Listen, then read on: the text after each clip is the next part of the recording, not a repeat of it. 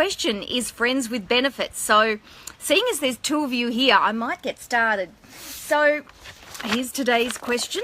I've got 2 pages worth to talk about, so it's pretty long. The question itself's not terribly long, but the person's given me enough to kind of get stuck into it and sort of see where it takes us. So here's the question. Hi, Elizabeth. My boyfriend of almost 5 years has a woman in his circle of friends that he used to be in a friends with benefits relationship before we met. He did not spend much time with her other than group situations till about 6 months ago. I know of 3 times in the past 6 months that he has slept at her apartment. He is a heavy drinker and often has 2 to 3 night binges. She has chased him for over 10 years since they met in college. Followed him to New York City. He takes her drinking as she is always coming up with trendy places to meet after work. I spend Christmas with his family every year and am quite close to them. Should I be concerned that he chooses to spend all this time with her now after telling me a couple of years ago that she's a secondary friend? I'm a bit older than him and divorced with children. They are the same age, 35. She is aggressive in maintaining their friendship. She told me when they first met that she was someone who thought she was his girlfriend after... She told me when we first met that she was someone who thought she was his girlfriend for 6 months, many years ago, but that since that they had remained friends with benefits. They agreed that if they hadn't met anybody by the time they were 35, they would just get married. I've been depressed over this relationship for a while now and feel like this his nanny who takes care of everything. I really love him. Do you think I'm wasting my time? Hi, Roz, how are you? Well, this is a really difficult situation to be when you have feelings for a guy. It's really, really hard because you can't see things clearly. But it's really interesting to me.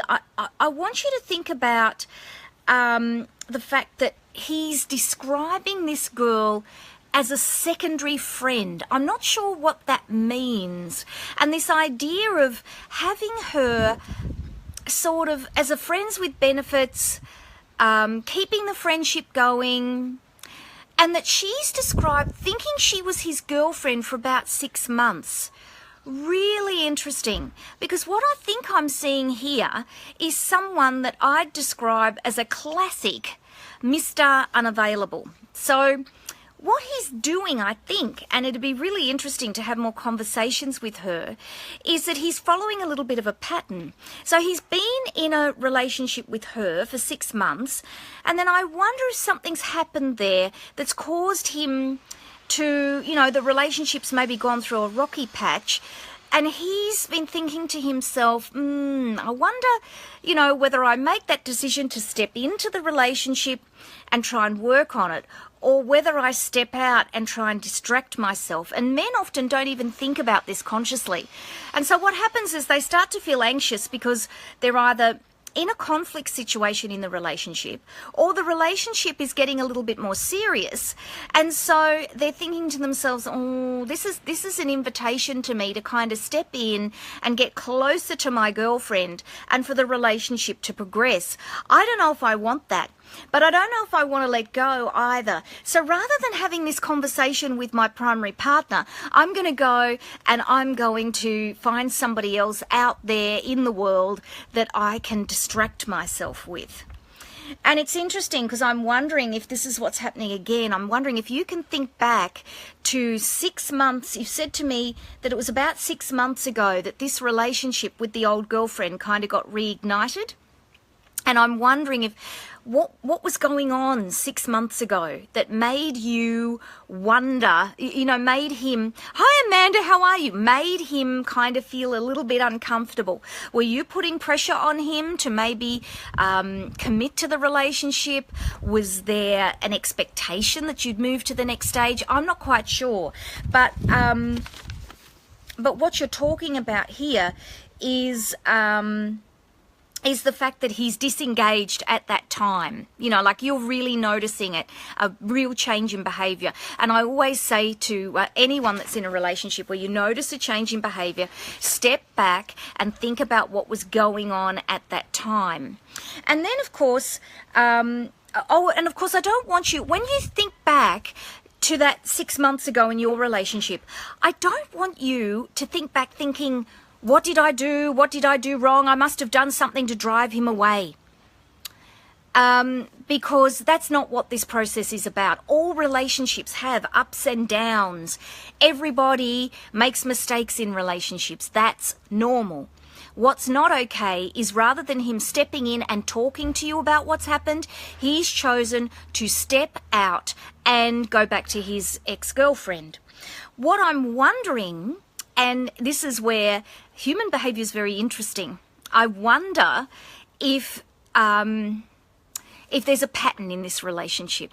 And it's interesting because you talk about the fact that she says she thought she was his girlfriend for 6 months, and then they kind of did this friends with benefits. And I'm wondering if she knew from a long period of patterning with him, that the only way that she could sort of keep him in her life was to say, hi Hayley, was to say, let's be friends with benefits. Because I just wonder if this is a man that has issues with commitment. Because he, he kind of has got her on one, sort of dangling on a come into my life, leave my life kind of arrangement. And then he's got you there as well, and you're saying you love him and you're doing things for him. You know, you're saying, I don't want to be his nanny anymore. And he's keeping himself safe. You know, men who have real issues with commitment often have a bevy of women around them.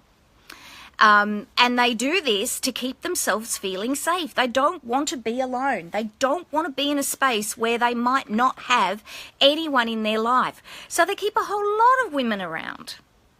So that's a real warning sign if you're thinking of dating someone that's like that. So, you know, it would be interesting to have another conversation with this girl that's kind of involved with him and just ask her about the relationship. Say, how did you come to make this decision to be friends with benefits? Has he, did he try and leave you several times and, did you cling on? Because, I can see you, you're saying, what should I do? Do you think I'm wasting my time? I think that's really healthy thinking. If your instinct's telling you you're wasting your time, you need to listen to that. That's really important. Because if you start to desperately cling to someone, that's not a relationship. That starts to become a toxic dance between you. I also want you to think about this mindset you've got that she's aggressively pursuing him. She's aggressive in maintaining their friendship. Yeah, she may well be, but that's what she's doing. He is still allowing this to happen. He's not stopping it. He could very easily stop it. All he'd have to do is tell her he's not interested in her anymore. But somehow he's giving her signals that her behaviour is okay. So I would like to see you think about the fact that it's got nothing to do with her. And if it wasn't her, I kind of wonder if it wouldn't be someone else. I want you to think about him and his behaviour. I also want you to think about his drinking. You've talked about here that he's a binge drinker. When a person, it's interesting, the definition, the official definition of an alcoholic is a person who must have a drink every day. Now, I like being controversial and I'm going to question that. And I have been very frustrated working with psychiatrists in the past, or hearing what psychiatrists have said to my clients' partners in the past, because they tend to talk about this idea that that if you're an alcoholic, you really need to be having a drink every single day. And I don't believe that at all. I think people can be what we call controlled alcoholics, where they might need a drink every day, but they can limit how much they have. So they might only have a glass with dinner, and then occasionally they go off the rails. But most of the time they've got it under control and you wouldn't even know they were an alcoholic. Or you have people who have a drinking problem where the moment alcohol touches their lips, they can't stop. which is binge drinking. You can have people who binge drink quite, get drunk and then, they're fine again, and then they go for a period of time and, until they kind of are near alcohol again. You've got other people, Angie, you get other people who the moment alcohol touches their lips, they cannot stop until they pass out. And then there's other people who literally plan their binge drinking.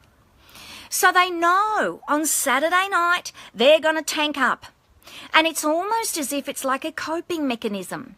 So they've got anxiety and they know they can kind of cope with their anxiety for a period of time. And then they get to Saturday night and it's like they have this big self-medicating session and they drink and drink and drink and drink and drink. And maybe even that's enough. That relief from however they're feeling is enough once a week for them to cope. So I really believe alcohol is far more complex than needing a drink every day. And I believe that you can label a person an alcoholic even if they don't drink every day. That's my belief. And don't forget that alcoholics are expert at hiding their drinking. Absolutely expert at it. So it may be that you're seeing binge drinking night. He often has night binges. It could be that he's drinking constantly. I remember when before I was even a psychologist, it was back in my 20s, and I was working in David Jones, of all places, in the cosmetic department, would you believe? And there was a girl there that worked with me, and she had a hip flask, and she had it hidden under the counter, and she'd be doing someone's makeup, and she'd go and have a swig, and then she'd put a peppermint in her mouth and keep going. And she was constantly in that level of being just a bit happy the whole time that we worked together. It was extraordinary. Now, I don't know if she's still alive now. I suspect she's probably having a few health effects from what she was doing.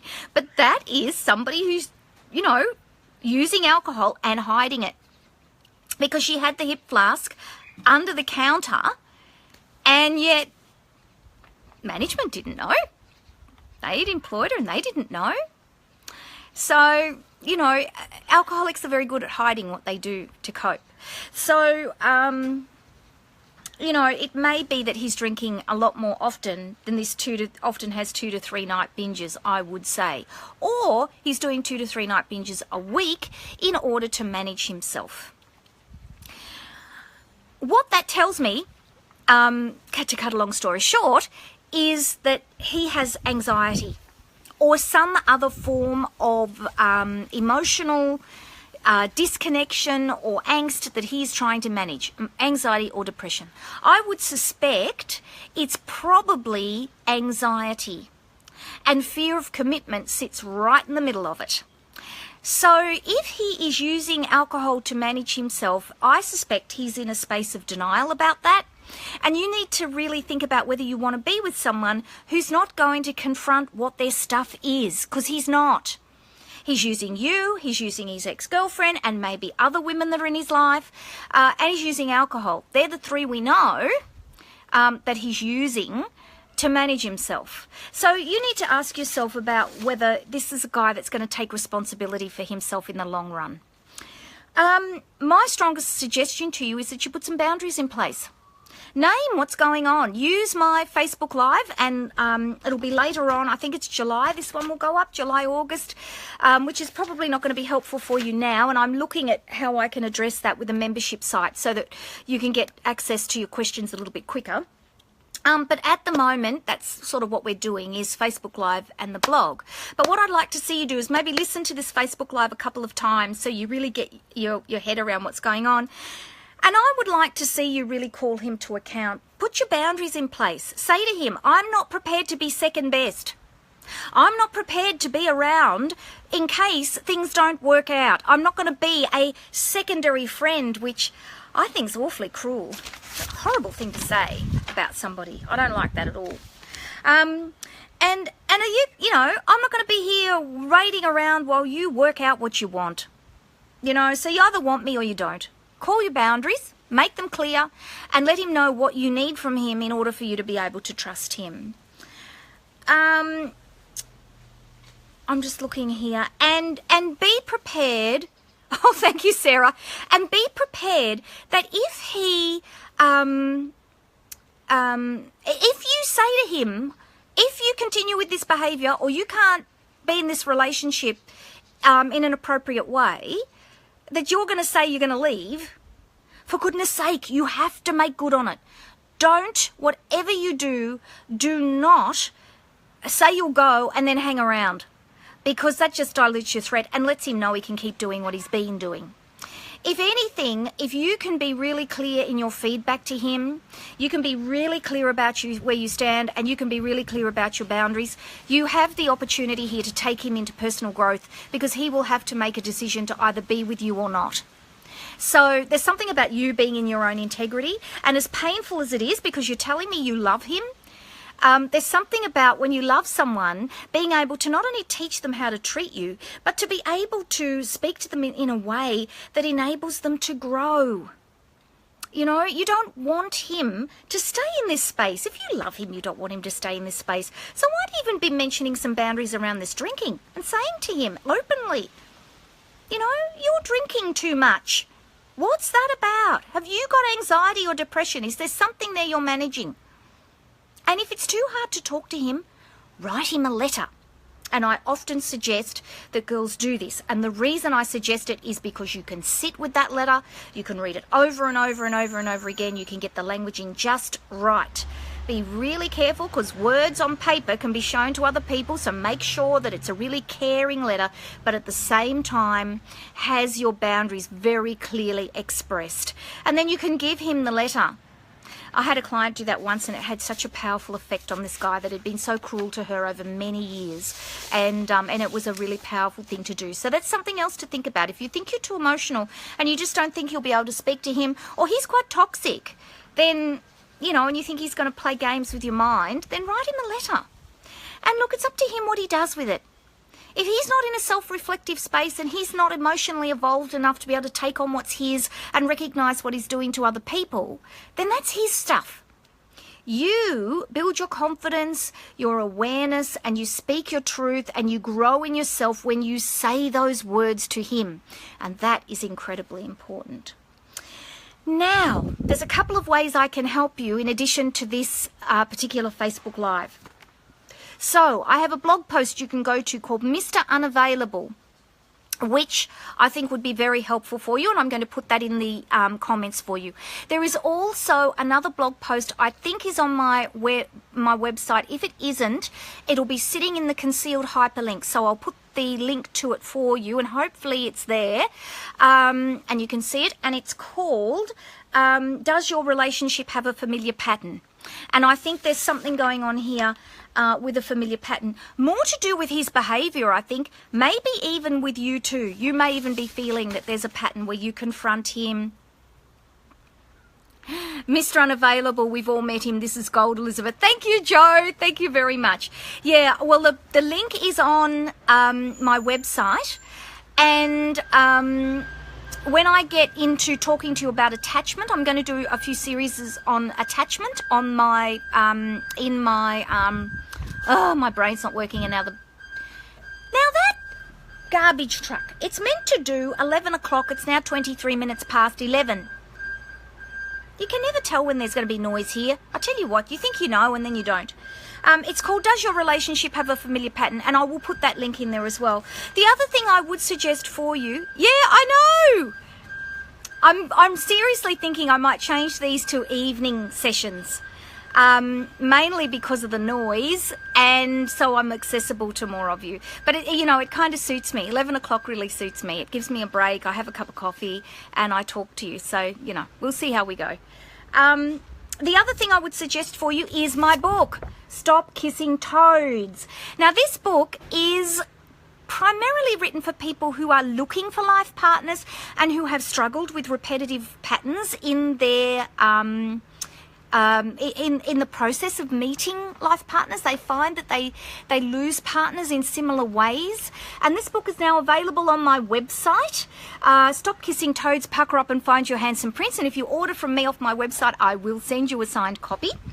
But what I think would be helpful for you is there's a section in there on all the different types of toxic toads. I think it's chapter number 1. And And what's helpful for you there is to look at all the different types and identify which toad species your particular toxic toad identifies with. And it gives you a sense of not just the indicators of his behavior, but how you might be feeling that can help you identify whether these are the behaviors that your toxic partner is demonstrating. So that's that. And the last thing is, if you really feel confused and you feel you want some support, you can now book an appointment with me. How exciting is that? So if you head over to my website, we finally got the appointment page working. You can book an appointment. So how the appointment page works is you log in, you fill out all your paperwork like you would if you went to see a psychologist in real life, and then you get access to my diary and you can book an appointment, and you can also write to me about why you're coming to see me. So it's very similar to the Ask page, except that when I answer your question, we're going to have a private Skype session, and I will give you a private answer, and it's yours to keep, which goes through to you in through email. I email it over to you. So that is my appointments page, which is very exciting. That's the newest thing that I have set up